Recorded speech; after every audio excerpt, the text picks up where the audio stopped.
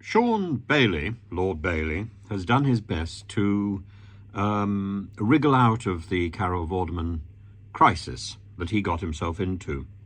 He said that he was clumsy about his words. He wasn't clumsy about his words, and that's not an apology, as Carol Vorderman quite rightly points out. And she also goes on to say what Shaun Bailey and the rest of his ilk don't like is that those of us without a voice have found a voice. All of us who felt that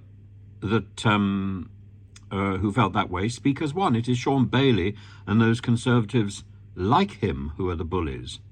It's laughable that they're so thin-skinned because, quite simply, they can't argue with a woman about the subject matter. I would say that it's not even gender-based. They're just bullies, and they can't argue with anybody who takes a different position. They aren't even prepared to defend their own position to people who don't necessarily argue with them, because all they're doing is quoting slogans, and when they stop quoting the slogans they've been given, they quote the slogans that they learnt in the playground. Utterly abusive and bullies. And they are there simply because they've managed to make everybody else who is on the selection panel cow and bow down to them. I don't know how they manage it. Carol Vorderman says, to quote their heroine Margaret Thatcher, if they attack one personally, it means that they have not a single political argument left. I'm not sure that's the case, Carol. I think if it's a personal attack, it's their inner self coming out, because in the end, they are just bullies. And she says Shaun Bailey has dug himself an even bigger hole. So he was made to resign from various committees after being found out about his jiggle and jangle parties. I can't remember what they were now. Jingle and mingle parties, the Partygate thing, which were organised by his team. And he resigned from 2 London Assembly committees because of it. And Johnson put him in the House of Lords and said, well, he's apologised. I don't think that's the case either. This is all playing around with words. And in the end, if you're playing around with words, you're lying. And we need to be a little clearer than that. Now, when it comes to, I've put up a few videos today, not as many as usual. But the other one which seems to have drawn some attention is my concerns about Prince Andrew. And of course you get the immediate comments about whether or not Prince Andrew has been found guilty of the crimes or the allegations that have been made against him. It doesn't matter. It doesn't matter. The point is Prince Andrew is there as a senior member of the royal family and wants to get back into that role. He wants to be one of the icons of monarchy, one of the icons supporting the king. It doesn't make any sense, because the monarchy is supposed to be the best of us. The monarchy is supposed to be what we aspire to, what we are, the representation of our country. Our national anthem is couched in a prayer for the king. The king represents our country.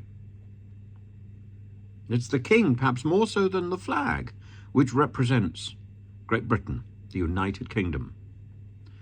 And does Andrew have the worthiness of that, for that?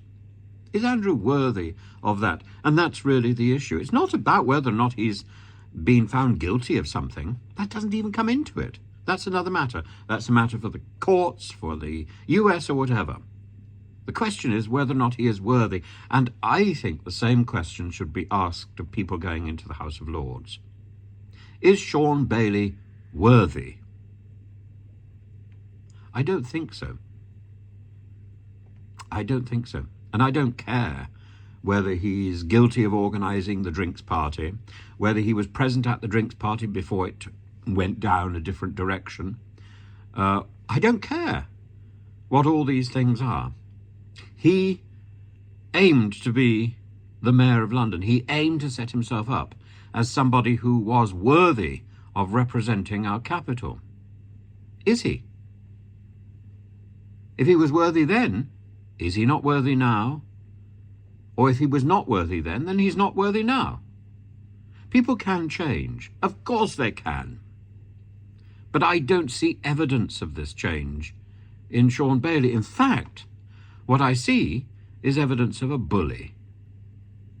And it's not, I don't see the misogyny as the primary offence here. I see the bullying as the primary offence, and I see that bullying in other members of the present government. I saw it distinctly in Suella Braverman. Suella Braverman she ended up with egg on her face the other day when she went to unveil or launch a boat from a harbour that didn't really, as a fake launch. And when she turned round, there was a banner behind her saying that she was she'd got the Dick of the Year award, and she looked slightly surprised by this name, by this title, and I think it was organised by the Independent or somebody, or a newspaper, and they said, well, it'll go viral now. I'm afraid it hasn't gone viral, but it deserves to, because she is another one of those people who thought that she could steamroller through public life, irrespective of what people got hurt, or irrespective of people getting hurt. Her view was more important than anybody else's, and her view was presented as the view of the British people. Not necessarily. And in public life, you need a little humility, and you need to listen, and you need to talk to people or listen to people who come up to you. Not everybody agrees with your point of view, and it's important to listen to people who don't agree with you, because maybe humility is more important than being consistent. Humility is more important than consistency. Doubt and vulnerability are fine features in public life. Fine features. Churchill was a man who cried in public. Vulnerability. The Queen often looked vulnerable, and we loved her all the more for it.